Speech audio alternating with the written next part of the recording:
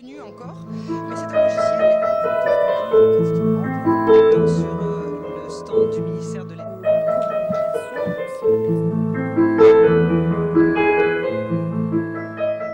Bonjour Bernard Cornu. Bonjour. Vous êtes professeur d'université et vous êtes intervenu au Boussole du numérique dans une table ronde dont le sujet était les enseignants. Aujourd'hui, alors que le numérique impacte l'école, ces enseignants, comment les voit-on pour l'avenir ? Mais avant de se demander comment on voit les enseignants pour l'avenir, il faut se demander comment on voit l'école pour l'avenir, parce qu'au fond, les enseignants, c'est les principaux acteurs de l'école. Or, c'est l'école qui est en train de changer considérablement. D'abord, l'attente de la société envers l'école qui change. Et puis, les savoirs changent. Comment on est citoyen, la citoyenneté change, etc. Et tous ces changements impactent considérablement le métier d'enseignant. Donc, si on arrive à se mettre d'accord sur ce que peut être l'école dans une société numérique, alors oui, on pourra parler des enseignants. Mais pensez-vous justement que la question est posée, quelle école la société souhaite-t-elle dans cette société numérique ? La question est de fait posée, mais elle n'a pas de réponse, ou en tout cas elle a des réponses extrêmement diverses et contradictoires. Certains voient dans l'école un lieu centré sur les apprentissages, sur les savoirs, d'autres y voient plus un lieu d'intégration dans la société, un lieu social. Alors c'est vrai que l'école de fait n'est plus et sera de moins en moins le lieu où se trouve le savoir. Le savoir se trouve maintenant essentiellement ailleurs qu'à l'école et de plus en plus. Donc si l'école prétend être transmetteuse de savoir, ça va pas marcher. En revanche, même si les savoirs sont ailleurs, l'école garde des missions fondamentales dans l'éducation, dans la préparation du citoyen de demain, et ces missions sont fondamentales. Mais est-ce qu'on est d'accord là-dessus ? Je n'en sais rien. Je vois que certains pays ont profondément transformé la mission de leur école, d'autres non.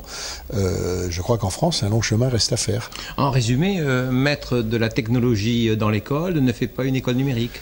Non, parce que si on fait comme ça, on va numériser l'école d'hier, on va numériser les cours d'hier, on va numériser les enseignants d'hier. Ça donnera des choses numériques, mais ça ne répondra pas aux besoins de la société de demain. Il faut se demander quels sont les savoirs et les compétences nécessaires pour demain. Il faut se demander qu'est-ce que c'est que l'école dans la société de demain, dans une société numérique, quel est son rôle dans la formation des élèves. Et il faut se demander qu'est-ce que c'est que l'enseignant de demain. Il ne faut pas simplement sinon on va ajouter, on va dire je dois faire mes cours, je dois lire mes manuels scolaires, je dois faire mes devoirs et en plus je dois faire du numérique, je dois en plus préparer mes cours avec le numérique. Plus on ajoute, moins ça marche parce que ça donne l'impression que ça prend trop de temps, que ça coûte trop cher, etc. Il y a une transformation qui n'est pas forcément brutale, je suis pas en train de plaider pour une révolution, mais il y a une transformation profonde à faire, mais elle n'est pas si dramatique que ça, parce que la société, elle, l'a déjà vécu, la vit déjà, cette transformation. Dans notre vie quotidienne, nos actes quotidiens ont été grandement transformés par le numérique. L'école doit faire le même chemin, alors qu'elle est restée un petit peu à l'écart jusqu'à présent.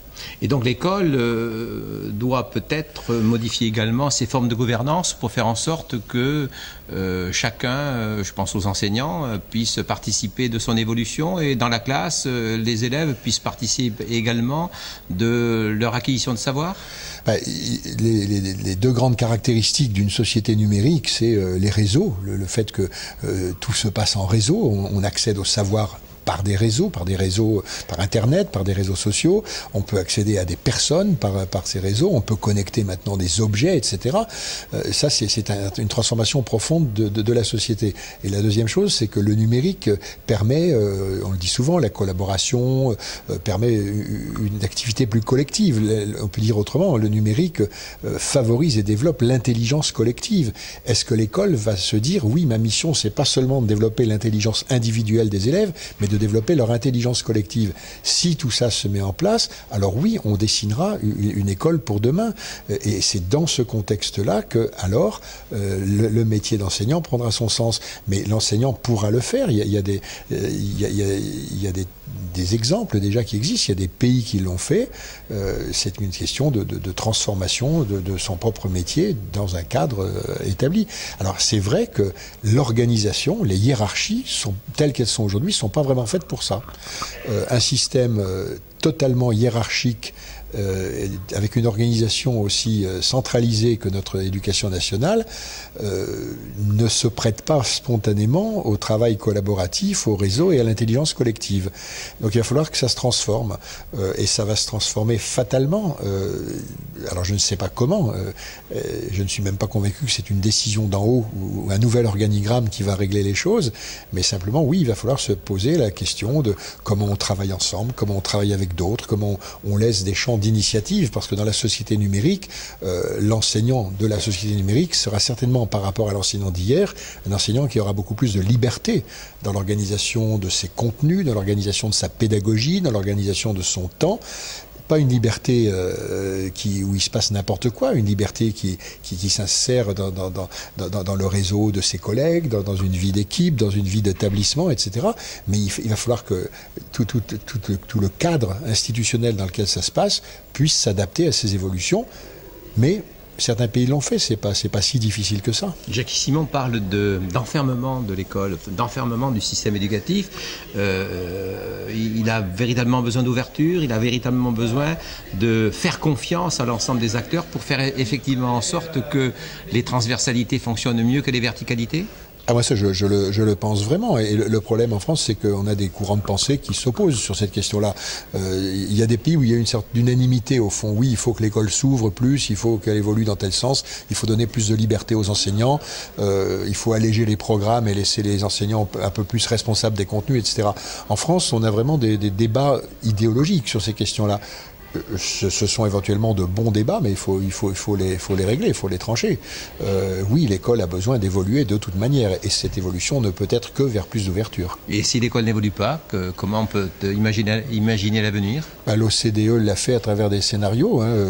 C'est pas forcément dramatique non plus, mais ça veut dire que l'école va se faire doubler. Il va y avoir un contournement de l'école, et d'autres le feront. C'est-à-dire que de plus en plus, le savoir sera non plus dans l'école, mais ailleurs, et on ira donc le chercher ailleurs. On peut imaginer, dans un scénario un peu extrême, que l'offre privée se développera de telle sorte que oui, ça deviendra un choix de chacun de dire puisque l'école fonctionne de telle manière et que ça ne me convient pas, je vais ailleurs chercher du savoir pour mes enfants, ou en tout cas des compétences à leur donner. La société trouvera toujours des solutions, mais il y a quand même, moi j'ai quand même un attachement au système éducatif national, qui est à l'éducation nationale, qui est porteuse de valeurs, qui est porteuse d'une vision de la société, etc. Et ce serait dommage que ça échappe, parce que qui dit contournement dira aussi effritement de toutes ces valeurs et de tout ce qui constitue l'identité républicaine de notre école, en quelque sorte, à laquelle moi je suis attaché. Donc je souhaite vigoureusement que l'école soit capable de faire les mutations dont elle a besoin. En d'autres termes, vous pensez qu'il y a danger pour le service public d'éducation ? Oui, il y a un danger pour le service public de l'éducation. Maintenant, c'est un choix politique. Il faut savoir ce qu'on veut. Il faut savoir ce qu'on veut pour nos enfants, pour les générations futures. Je ne suis pas spécialement pessimiste. Je ne tiens pas un discours alarmiste, parce que il est encore temps de faire des choses, et puis on n'est pas obligé de les faire de manière brutale. Et justement, il y a les inflexions que l'on constate aujourd'hui dans les pratiques. Bon nombre d'enseignants prennent des initiatives, osent, échangent, alors certes à des niveaux qui sont très infra, à des niveaux très locaux, je dirais, mais ils échangent pour justement améliorer, trouver des solutions dans leur pratique pédagogique. Oui, notre pays fourmille de gens qui font des tas d'expérimentations, d'innovations, d'enseignants qui passent beaucoup d'énergie, beaucoup de temps à travailler ensemble, à produire des ressources, à produire des choses. Là, tout ça est très très bien, très riche et très intéressant. Mais il y a un moment où il faut que ça s'institutionnalise un petit peu. Si on veut vraiment que ça touche la masse des élèves, il faut que le système se l'approprie. On entend en ce moment des statistiques où on nous dit il y a Internet partout, il y a des ordinateurs partout, il y a des tablettes partout, il y a des tableaux interactifs partout, tout ça n'est pas le problème, sauf qu'on nous dit en même temps il y a entre 5 et 7% des enseignants qui utilisent véritablement le numérique dans leur pratique professionnelle. Donc il y a bien un problème quelque part. Et si on veut aller au-delà de ces 5 à 7% qui sont des gens que je respecte et que j'admire énormément, il faut pour les 93% qui restent un système plus institutionnel. C'est là que le travail est à faire. En direction des cadres ? en direction des cadres, en direction surtout de la formation des enseignants. Moi, je suis un petit peu désolé de voir que les SP telles qu'elles démarrent aujourd'hui, je trouve que c'est une belle réforme. Je trouve qu'on a... Vous avez été directeur du UFM. J'étais directeur du UFM, j'ai été lié de très près à la création des UFM. J'ai mis beaucoup d'espoir dans les UFM. Je considère que les UFM ont été une réussite, même s'ils ont connu aussi des faiblesses et certains échecs. Ils ont quand même fait progresser la formation des enseignants considérablement. Les SP, c'est la transformation de l'essai, c'est l'étape suivante. Et je me réjouis de cette réforme.